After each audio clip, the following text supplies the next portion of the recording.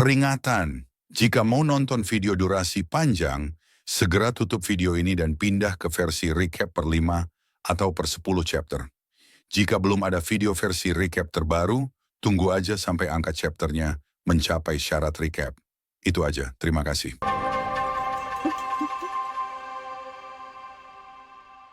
Halo semuanya, selamat datang di channel Error. Kali ini, gue akan menceritakan lanjutan dari komik Freezing the World, I Built a Doomsday Safe House. Chapter 515. Scene dimulai di gedung apartemen tempat Sang Yi dan orang-orang lainnya tinggal di sementara di kota Blizzard. Di depan gedung apartemen itu didatangi sebuah mobil hitam ala-ala bos besar. Adanya mobil itu sana membuat orang-orang penasaran tentang siapa pemilik mobil itu dan mengapa ada di sana. Siapa mereka? Kata salah satu orang itu bertanya pada teman di sebelah yang penasaran setelah melihat orang-orang berpakaian hitam formal keluar dari mobil tersebut. Sepertinya mobil itu mahal. Perusahaan besar mana yang berselisih? Kata temannya menjawab, namun karena dia tidak tahu apa-apa. Jadi dia hanya bisa menebak-nebak apakah itu orang-orang dari keluarga besar yang sedang berkonflik karena yang dia tahu hanya orang-orang kaya dari perusahaan besar yang bisa mempunyai mobil. Seperti itu.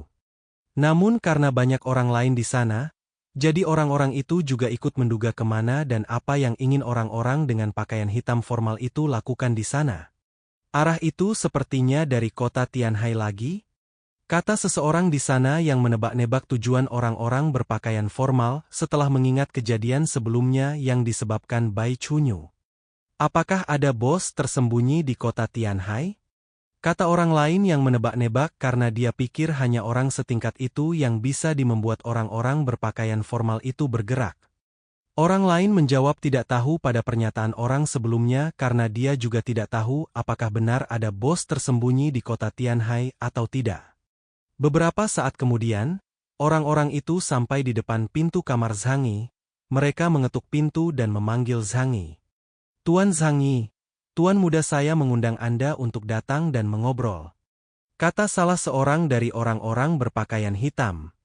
Singkat cerita Zhang Yi yang sudah berjanji pada Bai Chunyu kalau dia akan menemui Deng Shentong tepat waktu mengikuti orang-orang berpakaian hitam yang diutus untuk menjemputnya itu ke dalam mobil, namun di dalam perjalanan sebelum Zhang Yi masuk mobil, orang-orang yang ada di sana semakin penasaran tentang siapa sebelumnya orang-orang yang menjemput Zhang Yi. Mobil itu terlihat sangat familiar. Kata seseorang di sana yang sepertinya pernah melihat mobil tersebut di suatu tempat. Mungkinkah itu keluarga Deng? Kata orang lainnya yang menebak-nebak identitas orang-orang yang menjemput Zhang Yi. SST, jangan bicara omong kosong.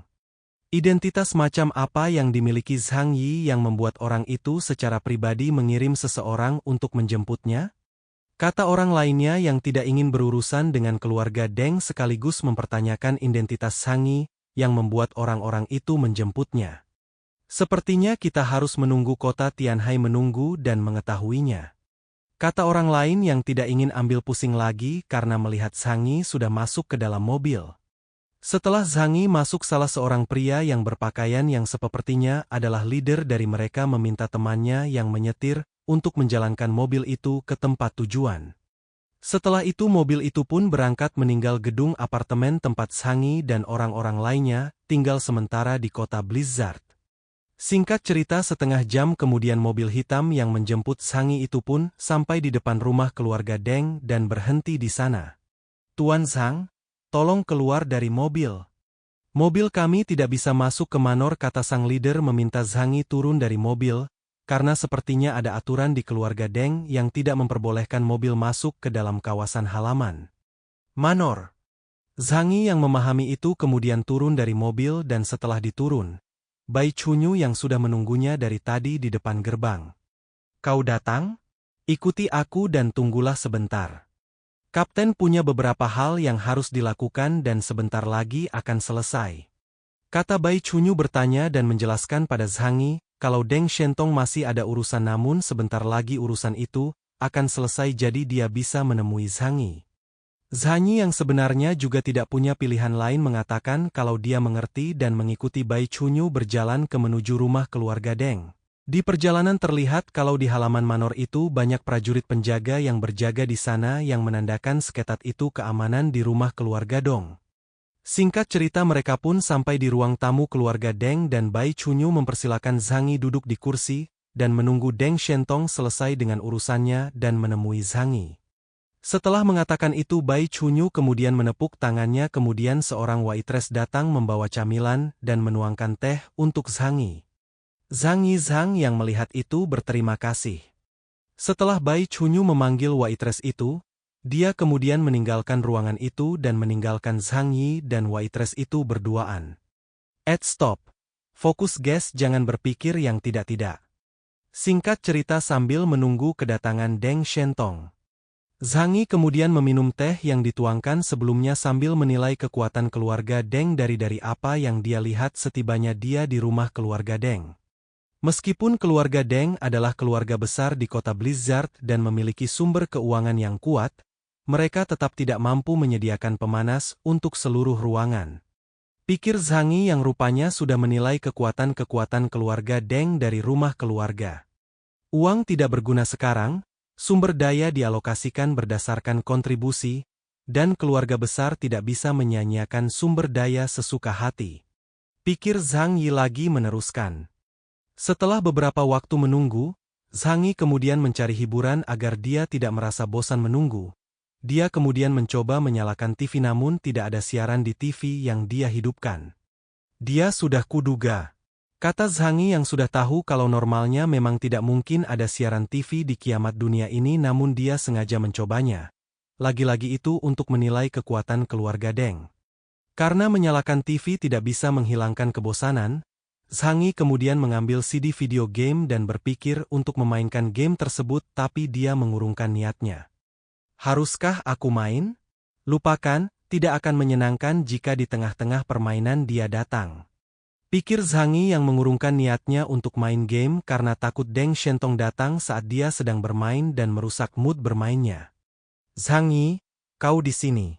Kata Deng Shentong yang ternyata sudah menyelesaikan urusannya dan menemui Zhang Yi di ruang tamu dan menyapanya. Melihat Deng Shentong yang datang membuat Zhang Yi berpikir kalau ternyata Deng Shentong datang menemuinya sesuai janji. Aku tidak menyangka dia akan tepat waktu. Pikir Zhang Yi setelah melihat Deng Shentong datang tepat waktu. Meskipun dia menunggunya di ruang tamu namun nyata itu karena dia dijemput untuk datang lebih awal. Aku baru saja tiba beberapa waktu yang lalu. Kata Zhang Yi menjawab perkataan Deng Shentong saat menyapanya. Deng Shentong kemudian melepas sepatunya dan menggantinya dengan sendal dalam ruangan lalu berjalan ke kursi yang diduduki Zhang Yi kemudian melemparkan dirinya dan duduk di samping Zhang Yi. Sambil tersenyum lebar.